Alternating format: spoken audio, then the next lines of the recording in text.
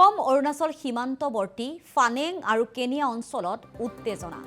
দধিয়া লাইকাবাসীক পুনৰ সংস্থাপনৰ সিদ্ধান্তৰ বিৰোধিতা ৫খনকৈ গাঁৱৰ সহস্ৰাধিক লোকে বন্ধ কৰি দিলে গাঁৱৰ মূল পথ আৰু গাঁৱত প্ৰৱেশ পথৰ কাষতে টঙি ঘৰ সাজি দিন ৰাতি পহৰাৰ ব্যৱস্থাও কৰিছে ৰাইজে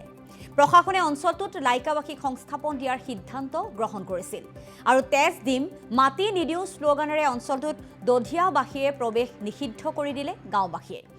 লাইকাবাসীৰ সংস্থাপনে ফানেং আৰু কেনিয়াবাসীৰ অস্তিত্ব বিপদাপন্ন কৰিব বুলিও মন্তব্য প্ৰদান কৰিছে আৰু যাৰ বাবে ফানেং কেনিয়াত উত্তেজনা বৃদ্ধি পাইছে লাইকাবাসীক পুনৰ সংস্থাপনৰ বিৰোধিতাৰে এনেধৰণে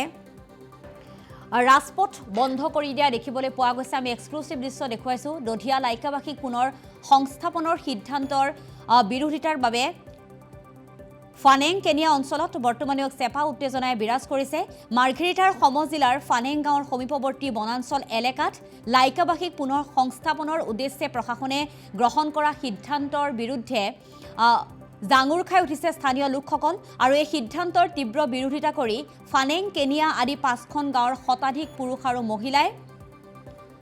বিৰোধিতা কৰাও দেখিবলৈ পোৱা গৈছে গাঁৱৰ প্ৰৱেশ পথৰ কাষতে টঙি সাজি দিন ৰাতি পহৰাৰ ব্যৱস্থাও গ্ৰহণ কৰিছে ৰাইজে আৰু আনহাতে লাইকাবাসীক উক্ত এলেকাত প্ৰৱেশ কৰিবলৈ নিদিয়াৰ সংকল্পলৈ একত্ৰিত হৈ স্থানীয় লোকসকলে এটা কথা উল্লেখ কৰে যে তেজ দিম কিন্তু কোনো কাৰণতে মাটি নিদিও আৰু ৰাইজৰ অভিযোগ যে বহু বছৰৰ পৰা বসবাস কৰি অহা নিজৰ ভূমি আৰু জীৱিকাৰ ওপৰত এতিয়া সংকট নামি আহিব এই পুনৰ সংস্থাপনৰ সিদ্ধান্তৰ ফলত সেয়েহে যিকোনো মূল্যৰ বিনিময়ত নিজৰ ভূমি ৰক্ষা কৰিবৰ বাবে সাজু হৈছে এই সকল স্থানীয় লোক আৰু যদি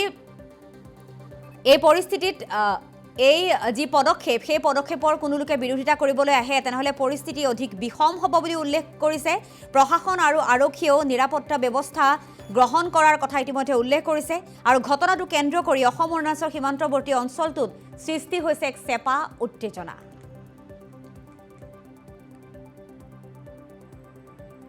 আজি আমি প্ৰথমতে সাংবাদিক বন্ধুসকলক ধন্যবাদ জনাইছোঁ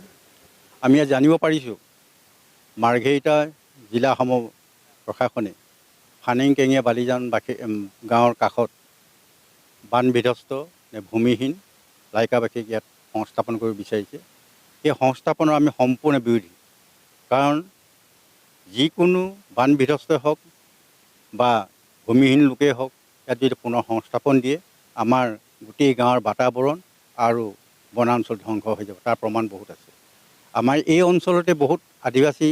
আৰু আমাৰ খিলঞ্জীয়া লোকৰ ভূমিহীন হৈ আছে সেইসকলক প্ৰথমতে সংস্থাপন কৰক তাৰপিছত আমি অন্য কথা চিন্তা কৰিব পাৰিম গতিকে আমি প্ৰশাসনক সকীয়াই দিছোঁ যে এই অঞ্চলত কোনো কাৰণতেই তেওঁলোকক সংস্থাপন নিদিব সংস্থাপন দিলে ইয়াৰ কি পৰিস্থিতি হয় সেয়া